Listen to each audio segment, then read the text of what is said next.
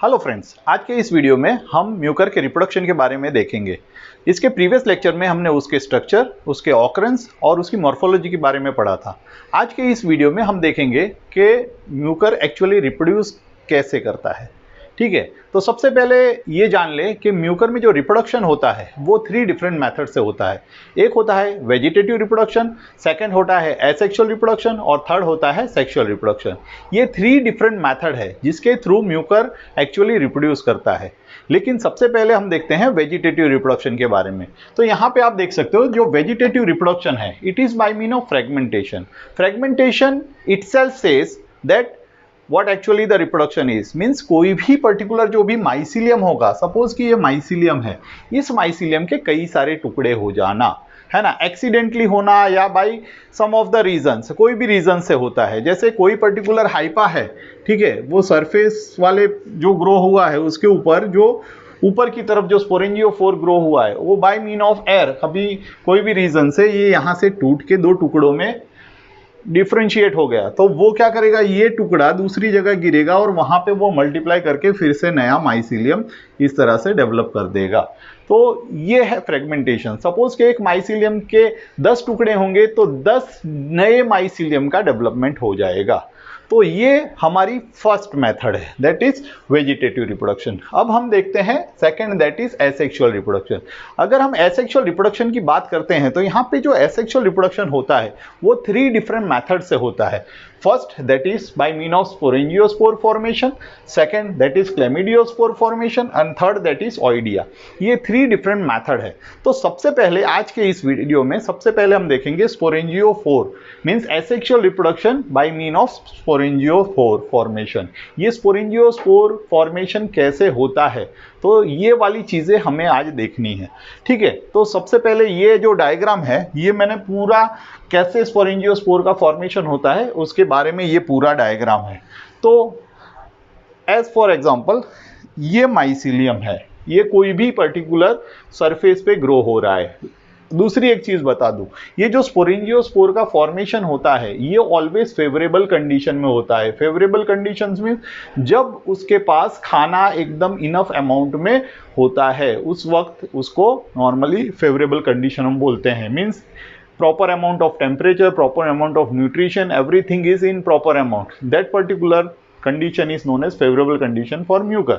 तो यहाँ पे ये जो माइसिलियम है वो क्या करेगा, सबसे पहले सपोज एक ब्रेड का टुकड़ा है, वो ब्रेड के टुकड़े पे नॉर्मली वो फैलेगा। ठीक है, तो उसको हम नॉर्मली ऐसा बोल सकते हैं कि पूरा सरफेस कवर कर लेगा। जैसे जैसे न्यूट्रिशंस उसको मिलता जाएगा वो क्या करेगा, कई सारे हाइपा ऐसे होंगे कि जो नॉर्मली ऊपर की तरफ पेनिट्रेट होंगे। मींस नॉर्मली जो हमने पहले के लेक्चर में भी देखा था कि ये जो पर्टिकुलर माइसिलियम होता है इसमें जो हाइपा होते हैं कई सारे नीचे की तरफ जाते हैं जिसको हम हॉस्टोरिया बोलते हैं, कई सारे नॉर्मली सरफेस पे ही नॉर्मली स्प्रेड आउट होते हैं, है ना, प्रोस्ट्रेट फॉर्म में, मीन्स बिछे हुए, तो उसको हम बोलते हैं स्टोलन, है ना, स्टोलोनिफेरस। और कई सारे हाइपा होते हैं जो ऊपर की तरफ जाते हैं। ये जो ऊपर की तरफ जाते हैं उसको हम बोलते हैं स्पोरेंजियोफोर। क्या बोलते हैं उसको, स्पोरेंजियोफोर। यहाँ पे ये पर्टिकुलर वर्ड है ना, स्पोर नहीं, PHORE, स्पोरेंजियोफोर। ठीक है, अब नॉर्मली चीजें क्या होगी कि सपोज के ये सरफेस पे से इस तरह से नॉर्मली ये स्पोरेंजियोफोर ऊपर की तरफ पेनिट्रेट हुआ। अब पेनिट्रेट होने के बाद क्या होगा, नीचे से नॉर्मली ये तो नीचे से सरफेस से कनेक्टेड ही है, और जैसा हमने प्रीवियस लेक्चर मॉर्फोलॉजी में देखा था कि जो माइसिलियम होता है वो कैसा होता है, एसेप्टेट होता है। मींस वहां पे सेप्टम नहीं होता, मींस उसका जो साइटोप्लाज्म होता है वो कंटिन्यूस मोशन में होता है और उसके अंदर जितने भी न्यूक्लियस होते हैं वो कंटिन्यूसली मोशन में होते हैं। तो यहाँ पे चीजें क्या होंगी कि जैसे जो भी न्यूट्रिशन एब्जॉर्ब हो रहा है, ठीक है, जो भी न्यूट्रिशन एब्जॉर्ब हो रहा है वो सारा ऊपर की तरफ पेनिट्रेट होगा।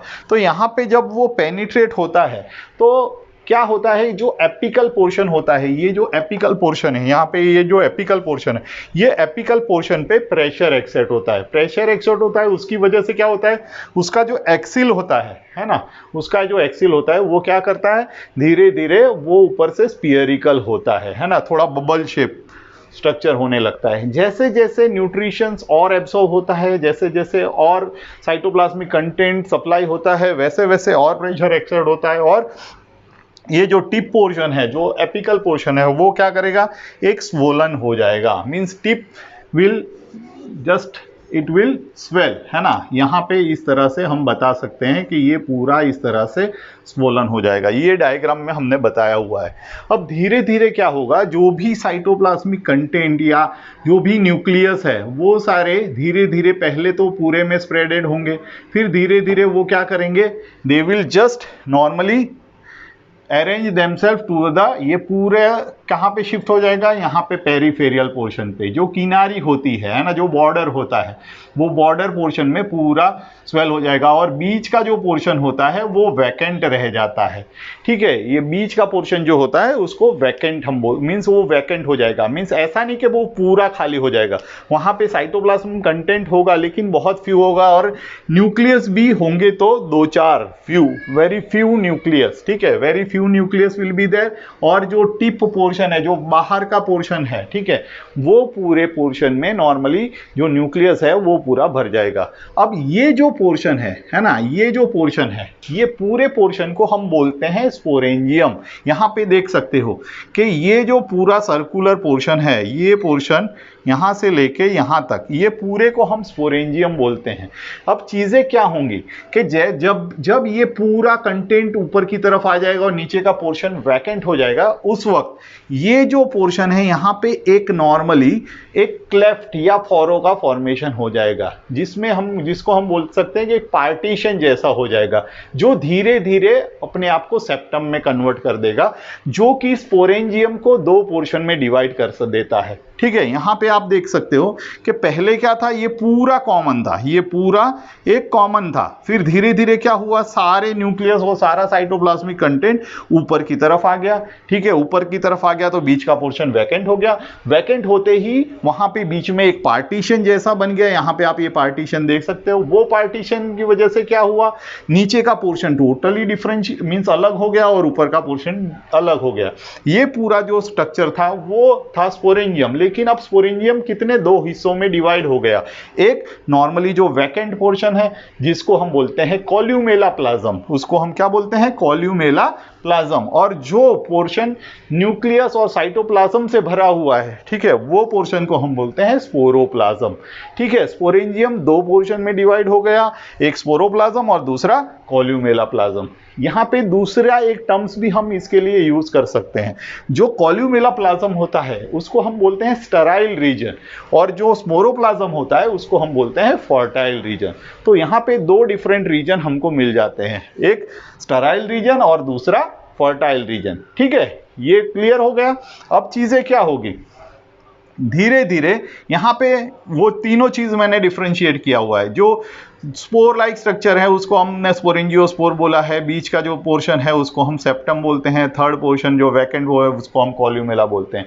लेकिन अब ये स्पोरेंजियोस्पोर है ना, जो स्पोर, वो स्पोर बने कैसे, वो जानना बहुत जरूरी है। अब यहाँ पे आप देख सकते हो पूरा साइटोप्लाज्म भरा हुआ है, ठीक है, ये पूरा साइटोप्लाज्म है और उसके अंदर काफी सारे न्यूक्लियस है। ये जो न्यूक्लियस है वो धीरे धीरे क्या करेंगे, ये जो न्यूक्लियस है वो 2 से लेके 10 जितने न्यूक्लियस वो क्या करेंगे, ग्रुप बना लेंगे।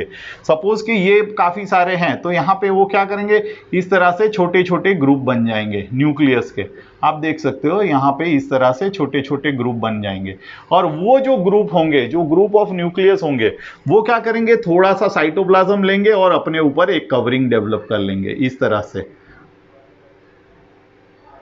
यहाँ पे जो ग्रीन कलर, ब्लू कलर की लाइनिंग में आपको ग्रीन कलर के डॉट्स दिख रहे हैं, तो वो इसी तरह से नॉर्मली कितने न्यूक्लियस थे, 2 से लेके 10 न्यूक्लियस ने क्या किया, एक ग्रुप बनाया। ऐसे कई सारे ग्रुप्स बने, है ना। वो ग्रुप ने क्या किया, अपने ऊपर एक कोटिंग फॉर्मेशन कर लिया, और वो जो पूरा स्ट्रक्चर बना, वो स्ट्रक्चर को हम बोलते हैं स्पोरेंजियोस्पोर। ठीक है, तो नॉर्मली स्पोरेंजियोस्पोर कहाँ डेवलप हुआ, तो जो स्पोरोप्लाज्म वाला पोर्शन था, वो स्पोरोप्लाज्म वाले पोर्शन में स्पोरेंजियोस्पोर का फॉर्मेशन हो गया। ठीक है।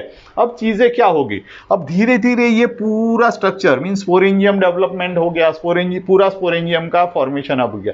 ये जो स्पोरेंजियम है वो क्या करेगा, धीरे धीरे मैच्योर होना स्टार्ट करेगा, means it will start maturing. अब जब वो मैच्योर होना स्टार्ट करेगा तो नॉर्मली चीजें क्या होगी कि ये जो पर्टिकुलर सर्कल है, जो आउटर पोर्शन है, वो आउटर पोर्शन क्या करेगा, धीरे धीरे वो नॉर्मली मीन्स जैसे जैसे मैच्योर होगा, हमने बोला था कि after getting mature it become somewhat black in colour, है ना। बाहर का सरफेस जो वॉल है वो कैसा हो जाएगा, ब्लैक हो जाएगा। दूसरी चीज, उसका जो आउटर लेयर है वो कैसा है, थिन है, और जैसे जैसे वो ड्राई होगा वो ब्रिटल भी हो जाएगा। अब चीजें क्या होगी, जब ये कंप्लीटली मैच्योर हो जाएगा उस वक्त नॉर्मली नीडल शेप का क्रिस्टल जैसा कैल्शियम ऑक्सलेट का डिपोजिशन मींस डिफरेंट पोर्शन पे पाया जाएगा। अब जो कैल्शियम ऑक्सलेट होता है वो क्या करता है, वाटर इम्बाइब करेगा। तो कैल्शियम ऑक्सलेट, जब सपोज के एक कैल्शियम ऑक्सलेट यहाँ पे डिपॉजिट है, ठीक है, यहाँ पे है, तो वो क्या करेगा, वाटर इम्बाइब करेगा। वाटर इम्बाइब करता है तो उससे क्या होगा, जो बाहर की जो वॉल है वो धीरे धीरे सॉफ्ट हो जाएगी, है ना, बाहर की वॉल सॉफ्ट हो जाएगी।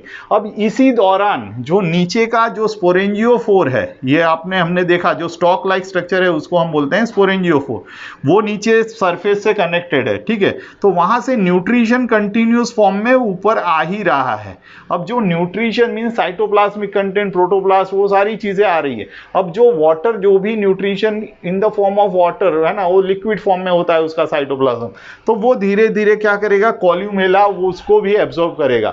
अब कॉल्यूमेला उसको एब्जॉर्ब करेगा तो वो धीरे धीरे क्या होगा, वो डेंस होगा, है ना। जैसे ही वो डेंस होता है वो क्या करेगा, वाटर सप्लाई करेगा यहाँ पे स्पोरोप्लाज्म वाले एरिया में, जो स्पोरोप्लाज्म जहाँ पे स्पोरेंजियोस्पोर है उस पोर्शन में। अब जो स्पोरेंजियोस्पोर जब बना उस वक्त काफी सारा जो प्रोटोप्लास्ट था, है ना, काफी सारा प्रोटोप्लास्ट था, वो यूज्ड नहीं हुआ, वो फ्री फॉर्म में यहाँ पे पड़ा रहा था।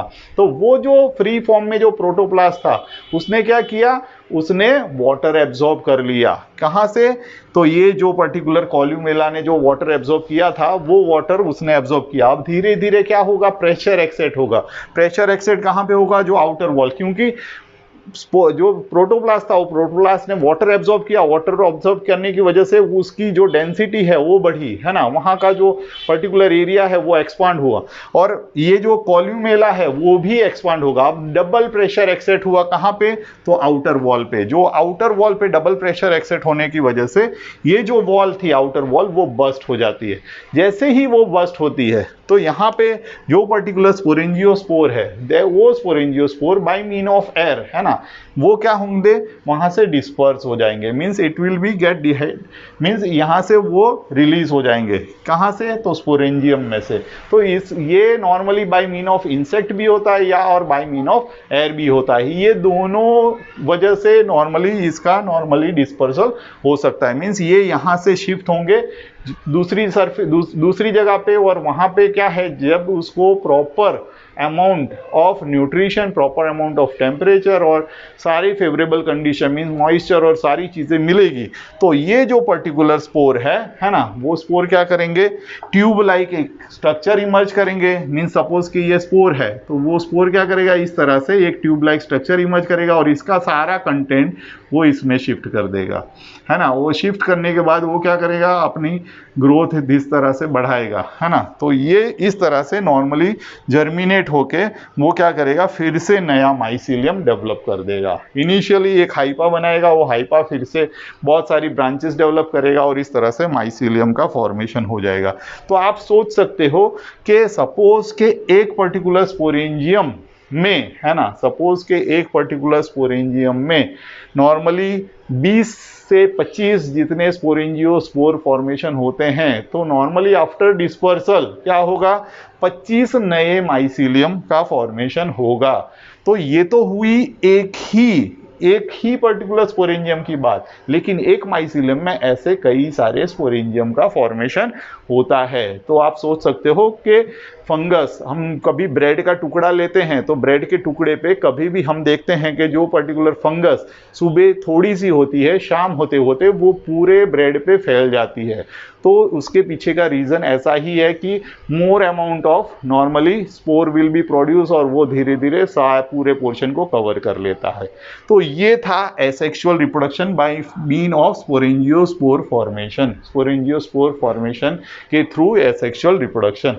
सेकंड मेथड है जिसको हम बोलते हैं क्लेमिडियोस्पोर। ठीक है, क्लेमिडियोस्पोर कैसे होता है?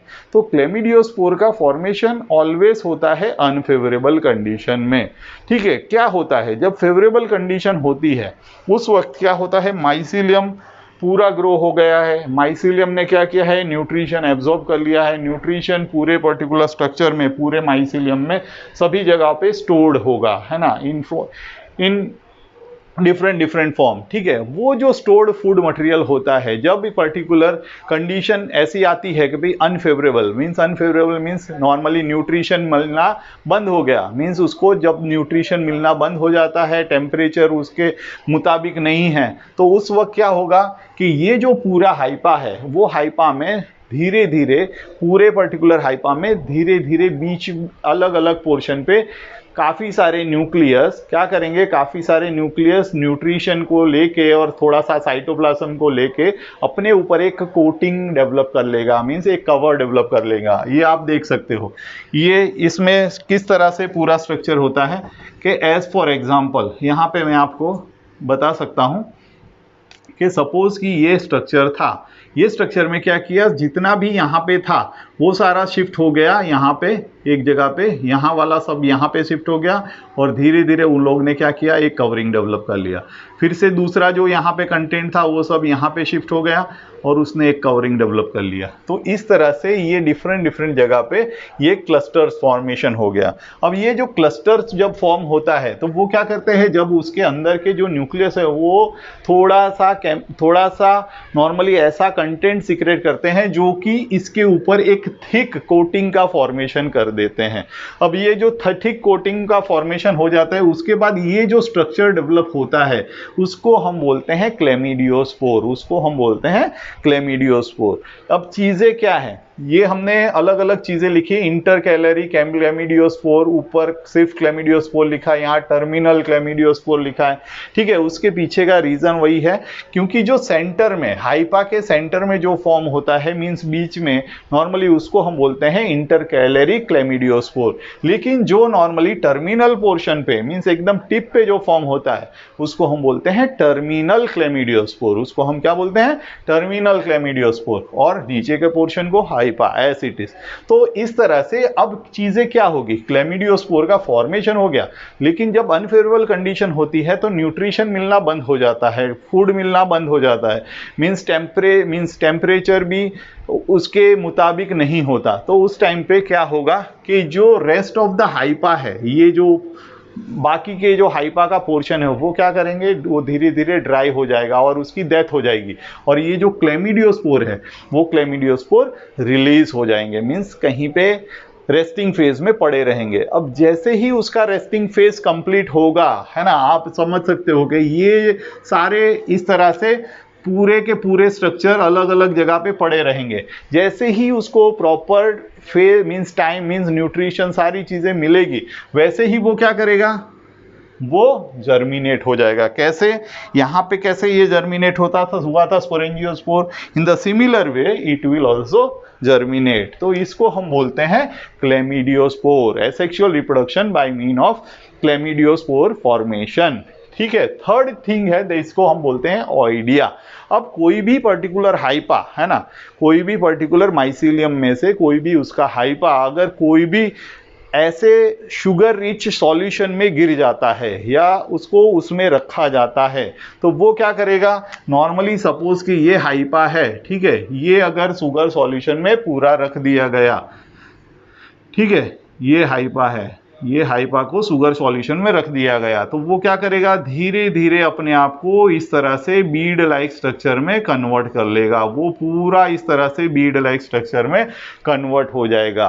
ये जो बीड लाइक स्ट्रक्चर हुआ है ना, ये जो राउंड राउंड मोती की माला जैसा आपको दिख रहा है, उसी को हम बोलते हैं ऑइडिया। यहाँ पे आप देख सकते हो, ये सपोज के ये हाइपा का इतना पोर्शन शुगर में डिप हुआ, तो वो क्या करेगा, इस तरह से राउंड शेप के normally small small walls develop करेगा। इनिशियल फॉर्म में सारे वॉल्स एक दूसरे से कनेक्टेड होंगे, लेकिन धीरे धीरे फिर क्या होंगे, इसका वॉल सबका अलग हो जाएगा, है ना। फिर ये अलग हो जाएगा, ये अलग हो जाएगा, ये अलग हो जाएगा। इस तरह से आप देख सकते हो काफ़ी सारे अलग अलग बीड लाइक स्ट्रक्चर फॉर्मेशन हो जाएगा। अब चीज़ क्या होगी, ये जो ऑइडिया है, ठीक है, ऑइडिया तो बन गया, लेकिन ये ऑइडिया अपने नंबर्स कैसे बढ़ाता है। तो ये जो ऑइडिया का फॉर्मेशन हुआ है, this oidia will undergo budding phase, है ना। वो क्या करेगा, बर्डिंग करेगा। जब वो बर्डिंग करता है तो क्या होता है, नॉर्मली उसकी अमाउंट बढ़ती है। बर्डिंग, आप सबको बर्डिंग के बारे में पता होगा, क्या होगा, नॉर्मली सपोज कि ये चीज़ है तो उसका जो सॉफ्टेस्ट पोर्शन है, मीन्स जिस जगह से वो कनेक्टेड था वो पोर्शन सॉफ्ट होगा, तो वहाँ पे जो वॉल फॉर्मेशन हुई है वो वहाँ पे एक थोड़ा सा प्रेशर की वजह से थोड़ा एक छोटा सा आउटग्रोथ होगा। फिर इसके अंदर के जो न्यूक्लियस कंटेंट है और साइटोप्लाज्म वो इसमें भी शिफ्ट हो जाएंगे। फिर धीरे धीरे यहाँ पे वॉल फॉर्मेशन हो जाएगा, जो कि हमने यहाँ पे दिखाया है। मीन्स धीरे धीरे क्या है, आउटग्रोथ में वॉल फॉर्मेशन हो जाएगी और ये दोनों के बीच में वॉल हो जाएगा। फिर धीरे धीरे वो दोनों एक दूसरे से सेपरेट हो जाएंगे और जो छोटा वाला है वो क्या करेगा, फिर से अपनी जो लार्जर साइज है अपनी ग्रोथ बढ़ाएगा, अपने शेप बढ़ाएगा और फिर वो क्या करेगा, जर्मिनेट करके नया माइसीलियम फॉर्मेशन कर देगा। तो ये था हमारी third method, that is asexual reproduction by mean of oidia. तो ये थे एसेक्सुअल रिप्रोडक्शन, जो कि नॉर्मली स्पोरेंजियोस्पोर फॉर्मेशन के थ्रू होता है, जो कि ये वाला था। सेकंड क्लेमिडियोस्पोर फॉर्मेशन, जो कि ये वाला है। और थर्ड दैट इज ऑइडिया, ये ऑइडिया का फॉर्मेशन। और दूसरी चीज, जब बर्डिंग करते हैं, जब नॉर्मली ऑइडिया बर्डिंग करता है तो वो पर्टिकुलर फेज को हम बोलते हैं टोर्यूला स्टेज, है ना। वो स्टेज को हम बोलते हैं टोर्यूला स्टेज। टोर्यूला स्टेज में क्या होता है, नॉर्मली इस तरह से बर्ड का फॉर्मेशन होता है और बर्ड फॉर्मेशन के बाद वो सेपरेट होता है और काफ़ी सारे नॉर्मली ऑइडिया का मीन्स ऑइडिया का मल्टीप्लिकेशन होता है और फिर वो ऑइडिया नॉर्मली क्या करेगा, जर्मिनेट करके नया माइसीलियम का फॉर्मेशन कर देगा इस तरह से। तो ये था एसेक्सुअल रिप्रोडक्शन। अब हम जाते हैं सेक्सुअल रिप्रोडक्शन की तरफ, ठीक है। अब ये जो सेक्सुअल रिप्रोडक्शन होता है, ठीक है, म्यूकर में जो सेक्सुअल रिप्रोडक्शन होता है ये नॉर्मली गैमीटेंग या कॉपुलेशन फॉर्म का होता है। नॉर्मली ऐसा भी बोल सकते हैं कॉन्जुगेशन टाइप, है ना, it is by mean of conjugation type. यहाँ पे जो नॉर्मली सेक्सुअल रिप्रोडक्शन होता है वो दो तरह का होता है, क्योंकि जो म्यूकर की स्पीसीज होती है तो मैक्सिमम स्पीसीज जो म्यूकर की होती है वो हिट्रोथैलिक होती है और वेरी फ्यू स्पीसीज होती है होमोथैलिक। अब आप ये पूछोगे हिट्रोथैलिक क्या है और होमोथैलिक क्या है। हिट्रोथैलिक हम उसको बोलते हैं जो कि यूनिसेक्सुअल है, मींस उसमें एक ही पर्टिकुलर टाइप ऑफ कैरेक्टर्स होगा, जो कि पॉजिटिव स्ट्रेन होगा या तो नेगेटिव स्ट्रेन होगा। यहाँ पे हम म्यूकर के लिए कोई मेल या फीमेल वर्ड यूज नहीं करते, हम कहीं पे भी मेल या फीमेल वर्ड यूज नहीं करते। हम क्या वर्ड यूज करेंगे यहाँ पे, पॉजिटिव स्ट्रेन और नेगेटिव स्ट्रेन। तो हिट्रोथैलिक में नॉर्मली एक माइसीलियम कैसा होगा, पॉजिटिव स्ट्रेन वाला होगा और एक माइसीलियम होगा नेगेटिव स्ट्रेन वाला, जिनके बीच में सेक्सुअली कनेक्टिविटी आएगी और नॉर्मली रिप्रोडक्शन होगा। लेकिन होमोथैलिक में क्या होता है, होमोथैलिक बाइसेक्सुअल होता है। मींस होमोथैलिक का जो माइसीलियम होता है वो माइसीलियम में ही दो तरह के, है ना, दो डिफरेंट तरह के हाइपा होते हैं। एक हाइपा कैसा होता है, एक हाइपा होता है पॉजिटिव स्ट्रेन वाला और एक हाइपा होता है नेगेटिव स्ट्रेन वाला, ठीक है। मींस नॉर्मली पूरा जो माइसीलियम होता है वो माइसीलियम में दो तरह के हाइपा का फॉर्मेशन होता है, एक पॉजिटिव स्ट्रेन और एक नेगेटिव स्ट्रेन। और एक ही पर्टिकुलर माइसीलियम के ये दोनों हाइपा के बीच में जो सेक्सुअल की कनेक्टिविटी होती है उसको हम बोलते हैं होमोथैलिक टाइप ऑफ जाइगोस्पोर, है ना। तो यहाँ पे हमने जो एग्जाम्पल लिया है वो हिट्रोथैलिक का लिया है, जिसमें नॉर्मली एक पॉजिटिव स्ट्रेन वाला है और एक नेगेटिव स्ट्रेन वाला है। तो ये जो दो माइसीलियम है उसमें क्या होगा, ये जो दो माइसीलियम है वो उसके जो पर्टिकुलर जो हाइपा है, ठीक है, उसके जो हाइपा है वो एक दूसरे की तरफ अट्रैक्ट होंगे। सपोज कि ये हाइपा है और ये हाइपा है, वो क्या करेंगे, एक दूसरे की तरफ अट्रैक्ट होंगे। तो यहाँ पे आप देख सकते हो कि पहले ये पूरा ये एक ही हाइपा था, है ना, इस तरह से ये हाइपा था और ये दूसरा हाइपा था, एक ये पॉजिटिव वाला था, एक नेगेटिव वाला था। अब धीरे धीरे क्या हुआ, ये दोनों हाइपा के बीच में एक नॉर्मली आउटग्रोथ जैसा फॉर्मेशन हो गया, है ना, जो आप ये वाले डायग्राम में देख सकते हो। ये वाला जो डायग्राम है उसमें आप देख सकते हो कि यहाँ पे क्या है, नॉर्मली देयर इज आउटग्रोथ, है ना, ये एक नॉर्मली आउटग्रोथ जैसा फॉर्मेशन हो जाएगा। ये जो आउटग्रोथ होता है it is just mean by mean of attraction, है ना। वो जो आउटग्रोथ मीन्स ये दोनों जो हुआ है उसको हम बोलेंगे प्रोगैमिटेंगिया। उसके लिए पर्टिकुलर वर्ड यूज किया गया है जिसको हम बोलते हैं प्रोगैमिटेंगिया। अब ये दोनों जब एक दूसरे की तरफ अट्रैक्ट होते हैं तो चीजें क्या होंगी, धीरे धीरे क्या होगा, नॉर्मली ये जो प्रोगैमिटेंगिया है वो भी अपनी लेंथ को बढ़ाएगा, है ना। क्यों, क्योंकि he is attracted towards the negative one और नेगेटिव वाला पॉजिटिव की तरफ अट्रैक्टेड है, तो नेगेटिव वाला भी अपनी लेंथ बढ़ाएगा। अब दोनों जब अपनी लेंथ बढ़ाएंगे तो धीरे धीरे एक वक्त ऐसा आएगा जब वो दोनों की वॉल एक दूसरे से कनेक्ट हो जाएगी। तो यहाँ पे आप देख सकते हो कि जो पॉजिटिव स्ट्रेन वाला था और एक जो नेगेटिव स्ट्रेन वाला था, एक पॉजिटिव और एक नेगेटिव, वो दोनों की वॉल एक दूसरे से कनेक्टेड हो गई है। और जो साइटोप्लाज्मिक कंटेंट है, जो न्यूक्लियस है, जैसे कि हमने बोला कि भाई माइसिलियम नॉर्मली जो म्यूकर का होता है वो एसेप्टेट होता है, मींस नॉर्मली वहाँ पे कोई सेप्टम नहीं होता, कोई वॉल फॉर्मेशन नहीं होता। तो साइटोप्लाज्मिक कंटेंट और न्यूक्लियसली फ्रीली सब जगह पे मूव ऑन हो रहे हैं। तो यहाँ पे more amount of cytoplasmic content भी आता है ना। तो यहाँ पे जब more amount of cytoplasmic content आता है तो उस वक्त क्या होता है, यहाँ पे आप देख सकते हो कि भाई ये पूरा भला एक दूसरे से कनेक्टेड होता है। अब चीजें क्या होगी, more amount of cytoplasmic content और जो न्यूक्लियस है वो सारा एपिकल पोर्शन पे, जो टिप पोर्शन है उसकी तरफ मूव ऑन करेंगे, है ना। आप देख सकते हो जितना भी ये पोर्शन है, ये पोर्शन पूरा खाली हो जाएगा और ये पूरा धक्का मार के जितने भी न्यूक्लियस है और साइटोप्लाज्मिक कंटेंट है वो पूरा किनारे की तरफ आ जाएंगे। एज फॉर एग्जाम्पल ये जो स्ट्रक्चर है, तो आप देख सकते हो ये जितना भी ये पूरे पोर्शन में था वो सारा यहाँ पे ऊपर की मीन्स एपिकल पोर्शन में आ जाता है और नीचे का ये जो पोर्शन होता है, जो नीचे का पोर्शन है वो खाली हो जाता है।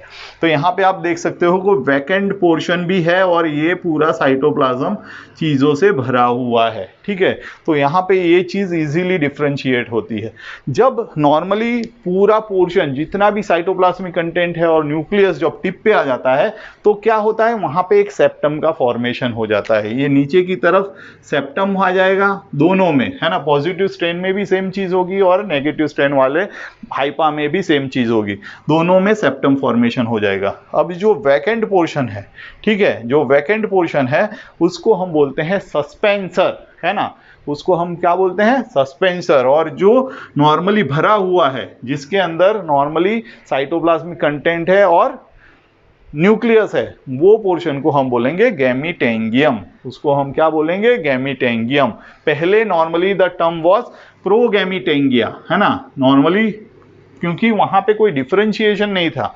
लेकिन ये जो प्रोगैमीटेंगिया है वो क्या हुआ, दो पोर्शन में डिवाइड हो गया। कौन से, गैमीटेंगियम में और सस्पेंशन में, एक वैकेंट वाला और एक पूरा भरा हुआ। मींस यहाँ पे भी जैसे एसेक्सुअल में हमने दो पोर्शन देखे थे, कॉल्यूमेला और स्पोरोप्लाज्म, है ना। तो यहाँ पे भी चीज दो हो गई, एक हो गया सस्पेंशर और दूसरा हो गया गैमीटेंगियम। सस्पेंशर वाला जो एरिया है वो स्टेराइल है और जो गैमीटेंगियम वाला एरिया है वो फर्टाइल है।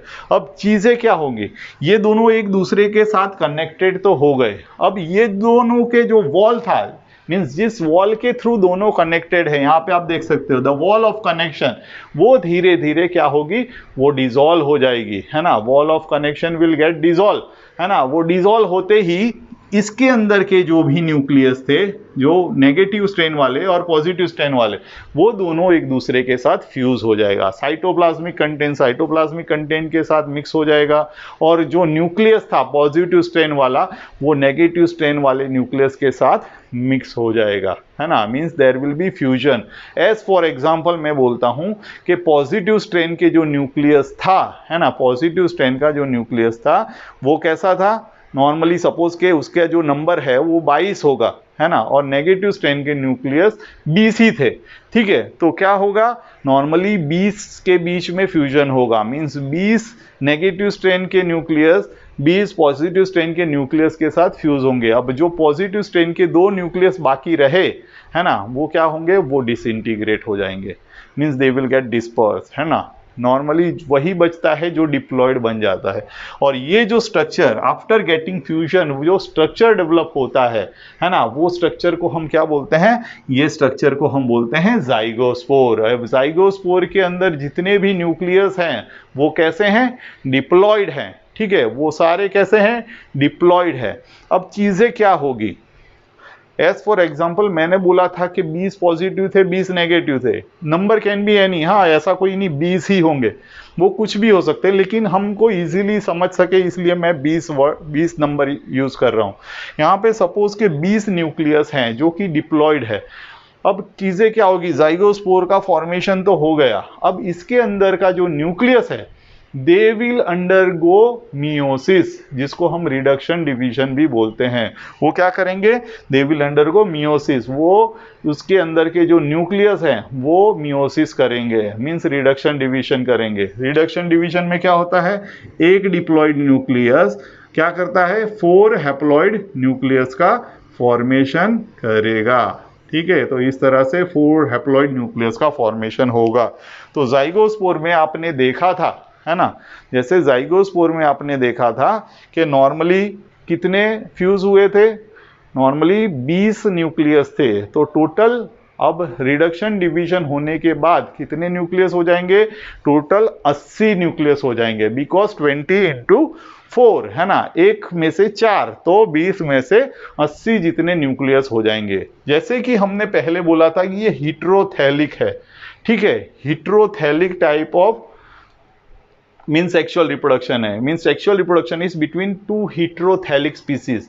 तो यहाँ पे जाइगोस्पोर में जो न्यूक्लियस फॉर्म होंगे वो 50 जितने पॉजिटिव स्ट्रेन के होंगे और 50 जितने नेगेटिव स्ट्रेन के होंगे, ठीक है। ये चीज एक समझने की जरूरत थी, है ना, क्योंकि हिट्रोथैलिक में चीजें क्या हुई, हिट्रोथैलिक में जो स्पोर फॉर्म हुआ उसमें से 50%, है ना, 50% will be 50% haploid nucleus will be of positive strain and 50% haploid nucleus will be of negative strain, ठीक है। अब चीजें क्या होगी, अब ये जो पर्टिकुलर जाइगोस्पोर है रिडक्शन हो गया, उसके बाद it will undergo resting phase. During resting phase, जब वो रेस्टिंग फेज में जाता है उस वक्त वो क्या करेगा, ये जो जाइगोस्पोर अपने ऊपर 5 डिफरेंट लेयर की कोटिंग फॉर्म कर देगा। उसमें से 2 होंगे बाहर वाले जिसको हम बोलेंगे 2 लेयर ऑफ एक्सोस्पोर, और अंदर की तरफ 3 लेयर ऑफ एंडोस्पोर। तो इस तरह से नॉर्मली इसका फॉर्मेशन हो जाएगा। कितने, 3 डिफरेंट लेयर ऑफ एंडोस्पोर जो अंदर की तरफ, और 2 आउटर लेयर ऑफ एक्सोस्पोर। तो यहाँ पे एक थिक कोटिंग हो जाएगा। अब चीजें क्या होगी, ये रेस्टिंग फेज में एज इट इज पड़ा रहेगा, लेकिन जैसे ही फेवरेबल कंडीशन आती है, means immediately when favourable conditions will come, at that time क्या होगा, नॉर्मली जो अंदर की तरफ जो एंडोस्पोर था वो क्या करेगा, वो ट्यूब लाइक स्ट्रक्चर डेवलप करेगा। यहाँ पे ये देख सकते हो, है ना, मींस एज फॉर एग्जाम्पल ये जो स्ट्रक्चर है इसमें जो इंटरनल है वो क्या करेगा, इस तरह से ट्यूब लाइक स्ट्रक्चर डेवलप करेगा। कहाँ से, जाइगोस्पोर में से। जो ये जाइगोस्पोर है, ये जो जाइगोस्पोर है, जाइगोस्पोर में से इस तरह से ट्यूब लाइक स्ट्रक्चर डेवलप होगा। वो जो ट्यूब लाइक स्ट्रक्चर है उसको हम बोलेंगे प्रोमाइसीलियम, उसके लिए वर्ड यूज होगा प्रोमाइसीलियम। अब चीजें क्या होगी, जब ये ट्यूब लाइक स्ट्रक्चर डेवलप होगा तो ये जाइगोस्पोर के अंदर जो भी न्यूक्लियस था, जो भी साइटोप्लाज्मिक कंटेंट था, वो भी धीरे धीरे मूव होना चालू करेगा ऊपर की तरफ। यहाँ पे पूरा ऊपर की तरफ मूव होना चालू करेगा।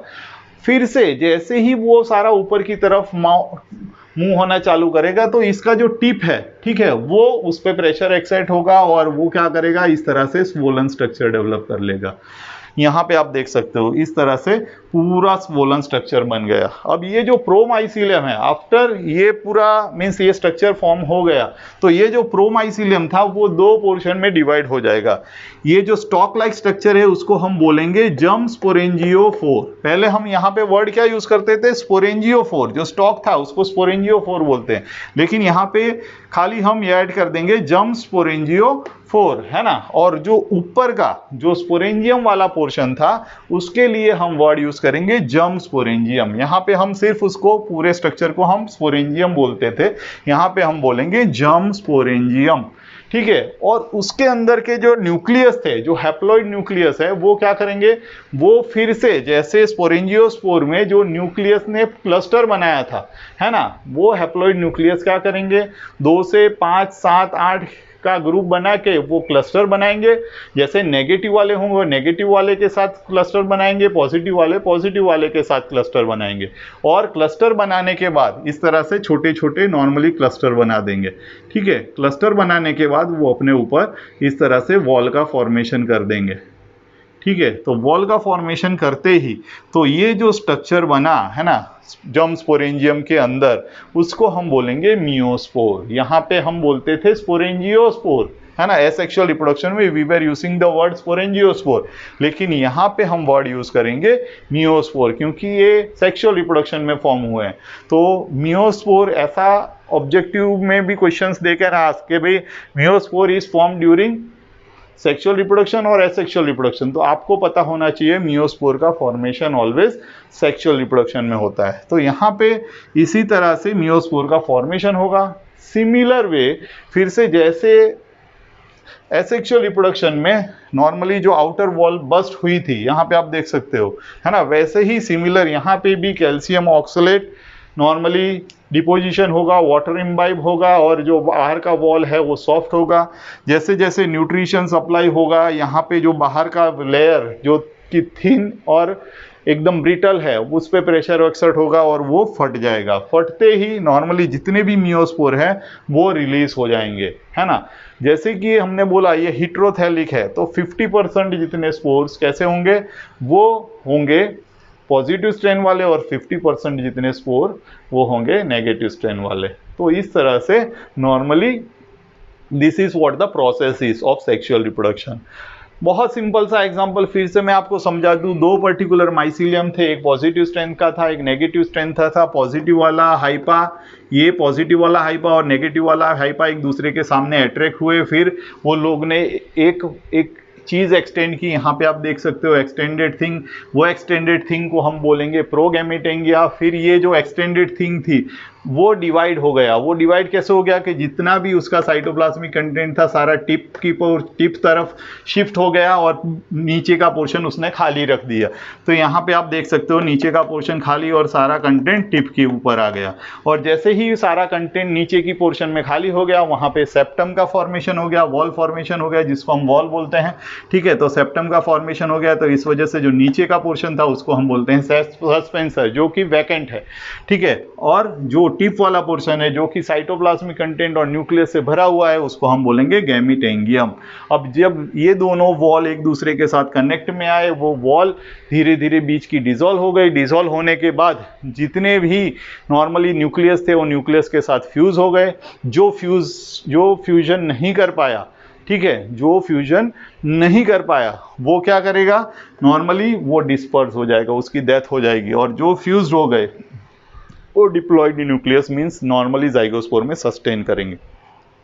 अब ये जो स्ट्रक्चर बन गया जाइगोस्पोर क्या करेगा, it will undergo meiosis, reduction division, है ना। मियोसिस करेगा, जैसे 20 पैर हुए थे, 20 डिप्लॉयड न्यूक्लियस थे, उसमें से 80 हैप्लॉयड न्यूक्लियस बने। हेटेरोथैलिक है तो 50% कैसे होंगे, पॉजिटिव स्ट्रेन होंगे और 50% नेगेटिव स्ट्रेन होंगे। लेकिन यही चीज अगर होमोथैलिक होती तो होमोथैलिक में क्या होता, दे वुड बी बाइसेक्सुअल, है ना। मींस उसके अंदर दोनों के ही कैरेक्टर होते, मींस ऐसे स्पोर होते जो कि नॉर्मली ग्रो करके फिर से वो बाइसेक्सुअल मींस दोनों तरह के माइसीलियम का मींस दोनों तरह के हाइपा का फॉर्मेशन कर सकते थे एक ही माइसीलियम में।